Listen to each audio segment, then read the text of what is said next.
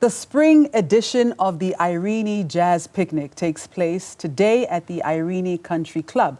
The lineup of talented jazz musicians who will entertain patrons at the family-friendly picnic include Kgethi Nkotsi, Tete Mbambisa, and many other musos. And this is the second picnic this year following a successful musical experience in March. And we now speak to organizer Percy Mabandu and one of the artists in the lineup, Bokani Dyer of the Bokani Dyer Trio. Gentlemen, welcome, good morning, and thank you so much for your time. Masechaba, thank you for having us. It's like the nerves are kicking in because we know it's like, okay, this is the day the Lord has made and we're going to have fun anyway. Amen. Amen. This is the second edition of the Irene Jazz Picnic. Tell me about the first one before we get into talking about the details of what's to be expected in the second one. The first one was in March, and it was great because we were testing out this new venue that we're trying to do this in, and it's in Pretoria. You know, the fun traffic is always going south on the N1, so we're trying to bring it north a little bit. And we had Tanintuli then, and then we had, you know, Mthunzi Mvumbu, and so, you know, the Vinyl Fellas were there as well, and it was great. We saw that the safety element and the family-friendly context of the venue made it such that, hey, you know, you can come and enjoy jazz music, great food, great environment, and be able to bring your kids and not worry about their whereabouts. Because I don't think there's any lawn that's better looked after than lawns and country clubs. Oh, yeah. You know, and it's lush, it's green, it's wide open. You can see your kids while you're enjoying the music, great food. You know, Bokani was there just chilling. And then I thought to myself, no. It's a no-brainer, you know. We've got to have him on board. So here he is, you know, we're doing it again. Yeah, Bokani, well, you were there and they've brought you back again for obvious reasons. I mean, your profile is absolutely incredible. You are a globally renowned musician. And you didn't just study music, but it literally runs in your veins. I mean, your father is also a highly respectable legend in his own right. That must have been a very interesting household that you grew up in. Yeah, well, definitely interesting. I mean, I think everyone grows up in, you know, an interesting household in its own right. But definitely in my case, I was always kind of closer to the music.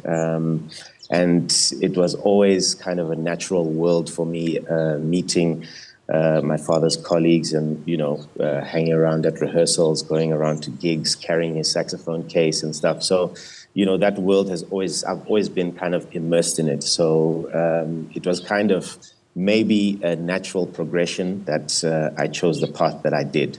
Yeah, and I mean, I can't even ask you like at what point, because you were born into the world of music, but how did you know which direction you wanted to take in your musical career? Well, I'm still trying to figure it out actually every day.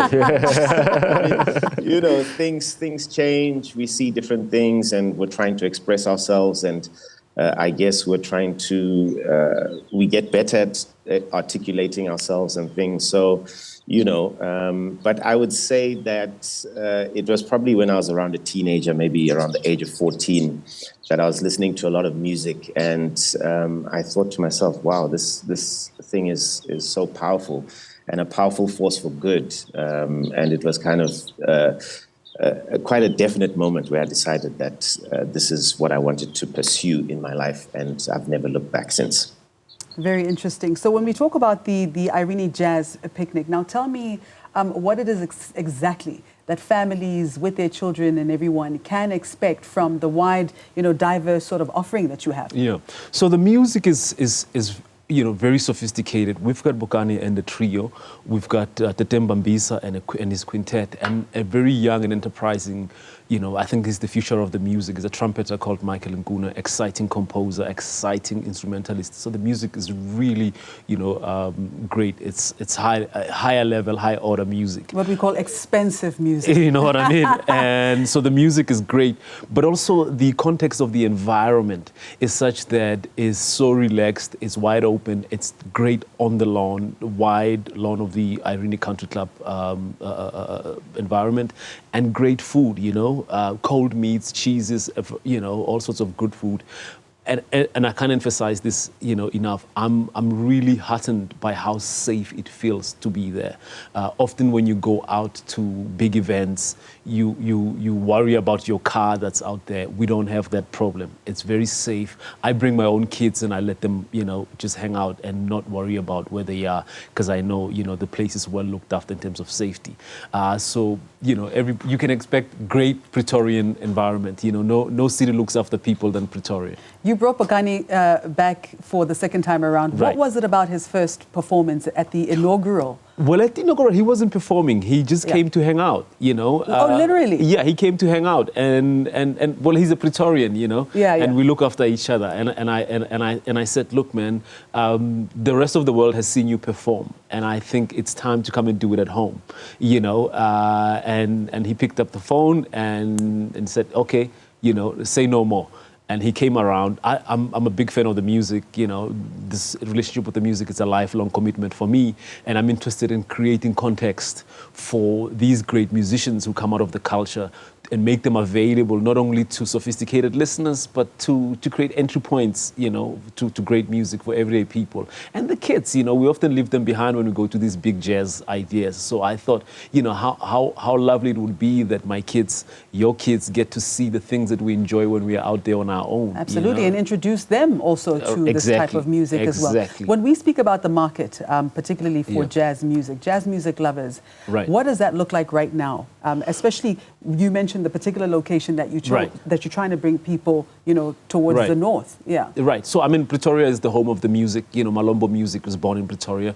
But what I'm looking at when I look at the music as somebody who writes, as somebody who's an art historian, is the fact that South Africa, for the last decade, we've been going through a golden age of jazz music. Our composers, our performers, our instrumentalists are world class. We probably are producing the most exciting music in this genre in the world. And I say that with no fear of contradiction, right? I think this is why you are seeing even the 3 international jazz festivals that happen in the country, going through a golden kind of moment as well. The Joy of Jazz, Cape Town is returning, Grahamstown at the National Arts Festival is here. And then you're also seeing the jazz collector clubs in the townships meeting every month. Our uncles in their Flosham shoes are meeting there. I think 60% of all our universities are producing jazz musicians who are highly trained, highly educated, and we've got also these smaller, community-based, training facilities or schools. So, when Bokani walks into the world, he walks as a king because he comes from a culture that really nurtures the music, not only at academic level or a festival level, but also at home. Your uncle has some of the best vinyls, So the music is really happening, and we are happy. We just want people to come out and enjoy it, and not only to have it as a destination event space for internationals, but for locals to really, really come out and enjoy it. And that's why we put together places like the Irene Jazz Picnic, so that everybody can come in, and enjoy the music and in a lovely environment. And thank you for that. So, Bokani, you've spent a huge chunk of your career really traveling the entire world. And now, you are home. Would you say, is Bokani still with us? Would you say, would you say that there are enough platforms for, outside of the 3 massive international jazz festivals, would you say that there are enough platforms for South African jazz musicians? Is that a question for me? That's for you, Bokani. Okay. Yes and no. I think it's we're in kind of a tough climate economically, all around, but maybe especially for musicians, because a lot of venues open and then they close, and it's getting more and more difficult to find to make a viable career from just performance. So I would say there is a challenge. There are promoters there like Percy, and the bigger festivals that are trying to make sure they kind of keep this art form alive. It would be nice for more to be done, and also for more government support, I would say.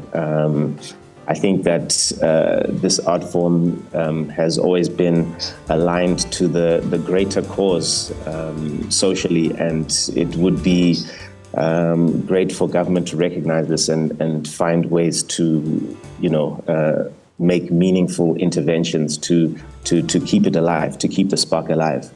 All right, and then from your set that you will be performing today, what can people expect to see and hear when you get onto that stage?